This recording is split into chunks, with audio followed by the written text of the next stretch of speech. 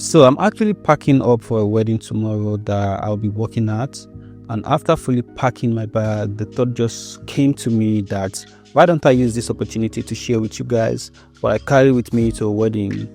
In this case, I'll be doing only photography at a wedding. So what do I have in my camera bag?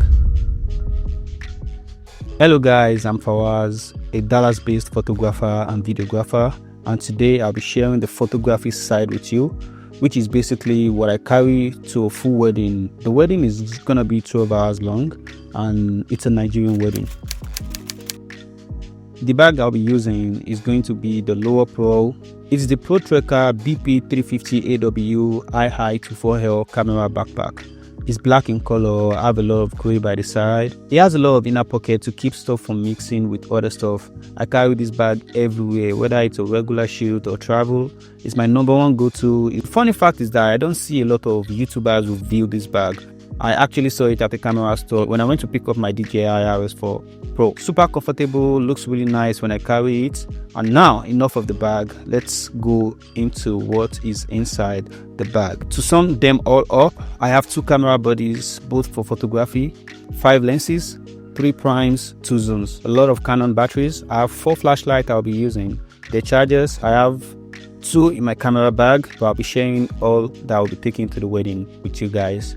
And yeah, let's dive in. This is my Canon R5. I got it around 2021 or 2022. It was my dream camera for a while, and I haven't let it go ever since the day I laid my hands on it. I use this camera for everything photography. It's my main camera, and it's always with me everywhere I go to capture photography. The second camera in my bag is the Canon R5C. It's a video first camera, but the picture aspect is the same as the R5. I got this camera because of the R5 overheating issue back then when I used to use the R5 for videos. I actually got 3 R5C for videography purposes, and they have been serving me really well ever since I got them. And as you can see, they serve as backup for the R5 in cases like this where I have to photograph only at weddings. Now let's go over the lenses. This is the 85mm RF 1.2 lens. This lens is easily my favorite lens and will always outshine the other lenses if the space is not too small for me to use it. It's a very strong lens. It fell down sometimes last year. I almost thought I lost it, but it is still standing strong.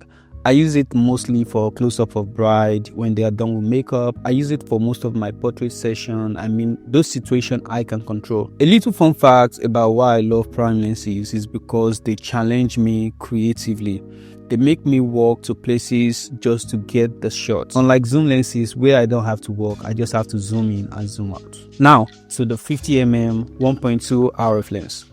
I'm actually using the lens to record this video you're watching, but this lens is going to sweep almost all other lenses away from their feet. It produces brighter image in low light, unlike the 85. Even if they have the same settings, it sits right in the middle of the 35 and the 85, ready to take away their crown if they do not perform the way I expect them to. I use the 50 for everything as well. Sometimes I pick the same picture on the 85, the 50 and then the 35 just to see which I will love the best, but they are prime lenses. I always love all of them the best. And now to the 35mm.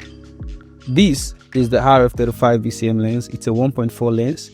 I also have the 1.8 RF35 lens. Both have their useful cases. Sometimes my 85 and 50 cannot focus on a close subject.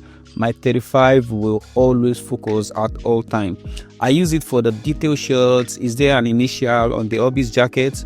Is there a creative shoot I want to try but the focus will be bad on my other lenses? My 35 always gets me. I use the VCM mostly for videos, while I use my 1.8 mostly for detail shot or photograph. But in this case and the wedding I'm going, I'll be using the VCM 1.8. And now to the zoom lenses. The RF 24-70 f2.8. I've had this lens for years before I knew about the 28-70 f2 lens. This lens saves me from a lot of problems.